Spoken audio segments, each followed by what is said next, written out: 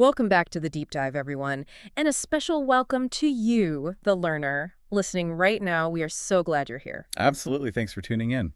So usually, when we look at a plant sitting in a pot on the patio, there's this, I don't know, this expectation of uniformity. Oh, so sure. Like it's like painting a wall. You buy the same seeds, you use the exact same bag of potting soil, and you just expect the exact same green sprout to pop up at the exact same time. Right. It feels like a really straightforward equation. Exactly. But today, we're looking at how those everyday observations, those seemingly mundane things, can actually unlock some pretty wild scientific insights. Yeah, because we find a lot of comfort in that simple equation, right? Input A, the seed, plus input B, the soil, should mathematically equal output C, a successful plant.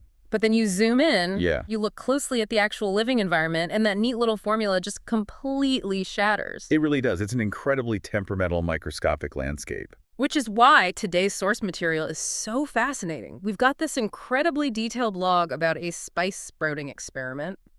But our mission for this deep dive goes way beyond just gardening. Way beyond. We're using this to explore microclimates, how these tiny, almost invisible environmental shifts completely dictate outcomes.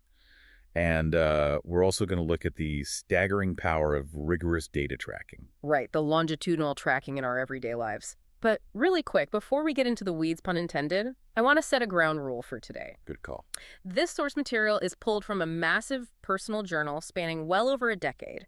But our focus today is not on the specific person who wrote it. No, not at all. We're entirely focused on the topics embedded in the data. The botanical science, the environmental variables, the art of extreme documentation. Right, the value is in the data itself.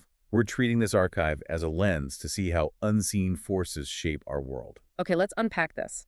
The core experiment starts with a really simple, highly controlled setup. Super control. A batch of spice seeds, sown at the exact same time, using the exact same potting mix. Which is brilliant because you've completely neutralized the common variables. The genetics are consistent, the soil nutrition is identical, and the timing is completely synced up. Right, so if anything goes wrong, you can't just blame a bad batch of seeds. Exactly. Or poor dirt. And the outcome was pretty surprising. The overall germination rate was actually really higher than expected. The seeds sprouted and filled their containers, and this is the big key, but they grew very differently depending on which container they were in. Yeah. That input A and input B fundamentally failed to produce a uniform output C. Because they ignored the one variable we always ignore, the spatial placement. Right. Because the soil and timing were identical, that dramatic difference in growth can strictly be attributed to where the pot was placed.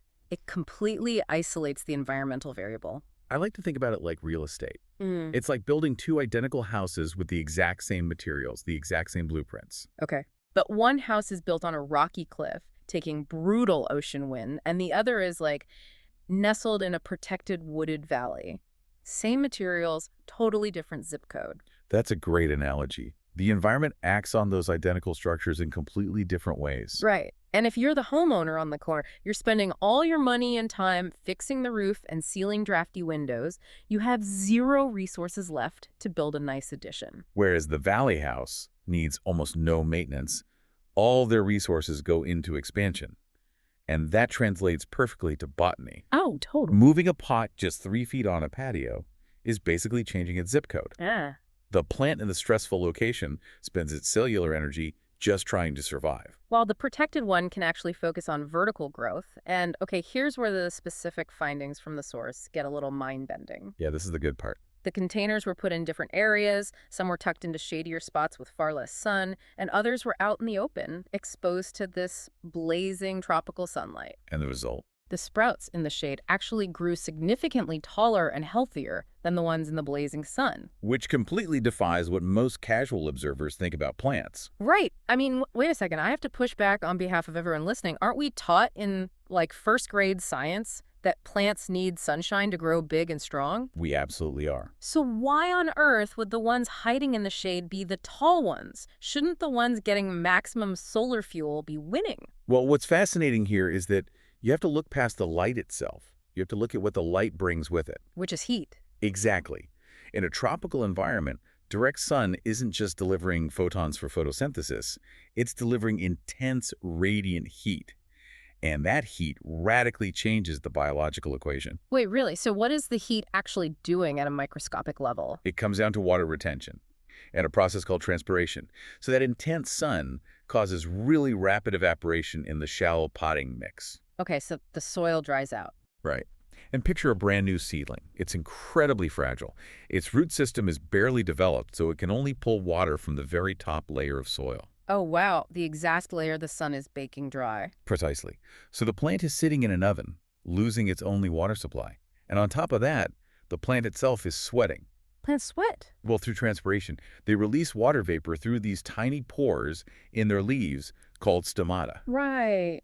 When the heat skyrockets, the plant loses water way faster than its tiny roots can replenish it. So to stop from drying out completely, its defense mechanism kicks in.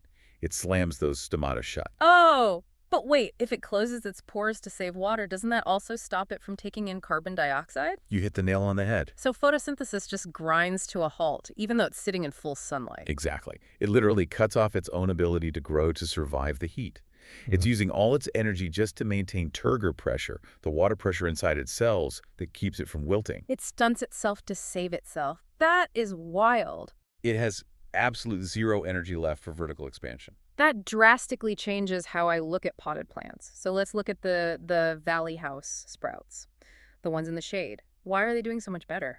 Because the indirect light creates a true microclimate. It's shielded from direct heat, so the ambient humidity around the leaves stays higher, the soil retains moisture longer. So it's not fighting for its life against evaporation. Right. The stomata stay open, it steadily processes carbon dioxide, and it has a constant water supply. Free from stress, it directs all its energy toward building new cells. I mean, that is such a huge takeaway for the learner. Understanding this tiny microclimate dynamic yields massive insights. It proves that environmental context can entirely trump raw inputs. Completely. You could buy the most expensive, genetically perfect seeds, but if you put them in a stressful microclimate, they'll underperform compared to average seeds in a stable one. Context over inputs. And this transitions us into something even bigger, because while this shade and humidity insight is fascinating, there's a much bigger topic lurking in this source material. Oh, the documentation aspect. Yes. The sheer power of extreme documentation. Because this single botanical observation, it was recorded as part 849 of a series of gardening notes. Part 849. Let that sink in. It's unbelievable. And just to blow everyone's mind with the scale of this single journal contains 261 entries in just the first 3 months of 2026 alone. Which is, what, almost 3 distinct entries every single day? Yeah. And it stretches back over a decade. Over 730 posts in 2025. Over 730 in 2024, going all the way back to 2011. It is thousands of highly structured logs. It's a level of tracking most people can't even fathom. Right. It's like the scientific method on steroids. And I gotta ask this, does logging every variable of a potted plant actually make you a better thinker? Or does it just make you obsessed with data? It's a fair question. But we have to look at how the brain processes information, specifically the reticular activating system, or the RAS. But the filter, the thing that decides what we pay attention to. Exactly. We are flooded with millions of bits of sensory data. To keep us from going insane, the RAS filters out almost everything, only letting through what it thinks is critical. Okay. So if you casually plant seeds and have die, your RAS probably filters out the subtle difference in patio shade. You just assume it was a bad batch of seeds. You default to cognitive ease. Because blaming the input is just easier. Right. But when you commit to extreme documentation, you artificially train your RAS to care about those subtle variables. You force your brain from passive assumptions into active analytical rigor. Tracking it actually trains the human brain to spot patterns that casual observers completely miss. Yes. And if we connect this to the bigger picture, the true power of this source material isn't just about gardening. The documentation is incredibly cross-disciplinary. Oh, totally. Because alongside part 849 of gardening, there's part 219 of fish keeping. All right. And part 94 of Haskell programming, plus notes on Go programming, dieting, AI, typesetting, meditation. Which might sound totally disconnected, but they all share something fundamental. They're all highly complex, sensitive systems. Like the fish keeping. An aquarium is the ultimate biological microclimate. It really is. It's a closed ecosystem. You have to manage the nitrogen cycle, where beneficial bacteria break down toxic ammonia from fish waste. If you overfeed the fish even slightly, The ammonia spikes and the filter crashes. So a tiny, invisible ammonia spike in an aquarium is basically the exact same environmental stressor as the blazing sun on a seedling. Exactly. A casual observer just sees a dead fish and thinks, fish are hard. Yeah. But the documenter tracks the parameters, spots the ammonia, and realizes the microclimate failed. They're hunting for the hidden variable. Always. The mechanism of discovery is identical across domains. And that applies so perfectly to the coding logs, too. Like, the source tracks Haskell programming. And for those who don't know, Haskell isn't just a standard language. It's a purely functional programming language. Right, it relies on incredibly strict mathematical logic. Yeah, functions in Haskell don't have side effects, meaning the output is strictly determined by the input, totally isolated from the outside environment. Which is amazing in this context because a pure function in Haskell is an isolated computational variable. Just like the controlled potting soil was an isolated biological variable. Exactly. Tracking a bug in Haskell is literally the exact same mental muscle as tracking a failed seedling. You're scanning this massive architecture, looking for a single tiny error that caused a system failure. It's the relentless pursuit of causality. Yeah. I mean, most of us experience life so passively. A project fails, our mood shifts, our energy crashes, and we rarely know why. We just blame the raw inputs. I didn't sleep enough, or that person is annoying. We blame the seed instead of the shade. Beautifully put. But rigorous categorized observation over a decade transforms that passive living into active, critical thinking. Your brain starts to recognize the universal truth of environmental impact. So what does this all mean? Let's bring it all together. Yeah, let's recap. We started with a simple batch of spice seeds, which proved the unbelievable power of microclimates. We saw that indirect light and higher humidity yielded way better growth than blazing sun. Because context trumps inputs. Shielding a system from stress is often better than blasting it with resources. And then we zoomed out to the value of documenting our lives. By tracking variables across gardening, aquariums, and software code, we actually train our brains to spot hidden patterns. We stop being victims of our environment and start engineering it. We become architects of our own microclimates. I love that. So I want to turn this directly to you, the learner. Think about the microclimates in your own life. What are the tiny, almost invisible environmental factors that are either fueling your projects or completely stunting them?